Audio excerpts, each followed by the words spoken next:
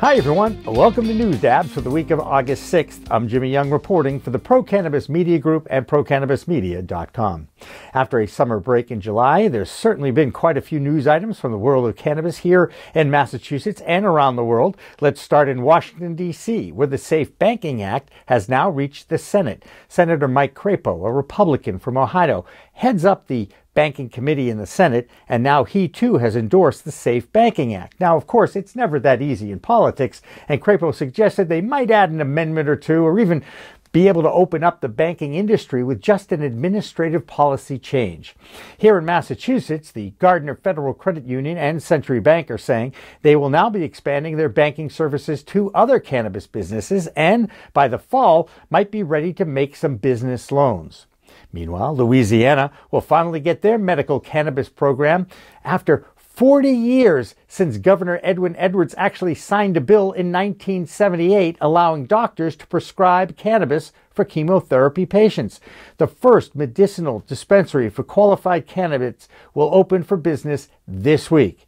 And it took the efforts of a cannabis advocate and patient, the late Allison Newstrom, to get a bill that was passed 4 years ago and is finally now moving forward. Next week, we hope to have some reaction from advocates who've been working on this for years down in Louisiana. There is finally going to be an adult-use recreational dispensary of cannabis in the city of Boston. Pure Oasis is ready to go on Blue Hill Avenue in the Grove Hall section of Dorchester. This provisional license is the first economic empowerment and African-American dual applicant to get the green light from the Cannabis Control Commission. It will still be a few months before Pure Oasis gets its next license that will allow them to commence operation and open its doors. In the meantime, Curaleaf, one of the largest cannabis operators in the world, headquartered here in Massachusetts, had to change the labels on some of their CBD products after the FDA ordered them to do so. CVS pulled these topical products from their shelves once the FDA sent that notice to the company.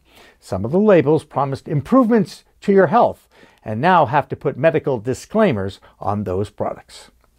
Checking the Massachusetts Bay State Cannabis Sales Tote Board for the past week, or rather the week of July 21st, I guess everybody's on vacation these days, that total is now $9,892,266 for the week. That figure reflects over $1 million a day in sales among the 22 adult-use dispensaries. The total since the first day of legal sales in the Bay State is now at $219 million and $203 million year to date. A few more news dabs from around the country. The state of New York couldn't get its legalization package approved by its legislature this past year, but it did decriminalize the possession of cannabis, and that will help. It's a good start anyway. 7 medical dispensaries in Oklahoma are suing Facebook for taking down their business pages and placing them in Facebook jail. That's when a company's page or profile is taken down or disabled. The 7 plaintiffs are seeking a court order preventing Facebook from censoring their business pages. This comes after an October report on MarketWatch that claimed that Facebook would stop the practice of banning the search words cannabis and marijuana.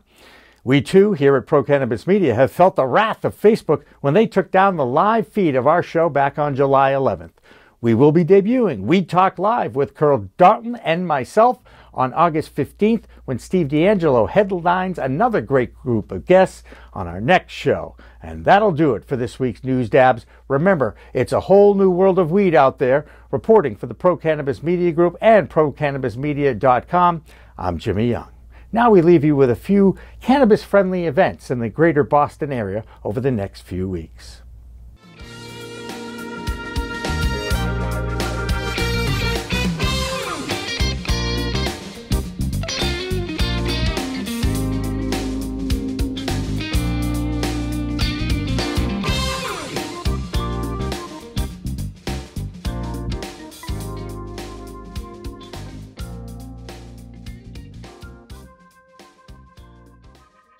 News Dabs is a weekly production of the Pro Cannabis Media Group.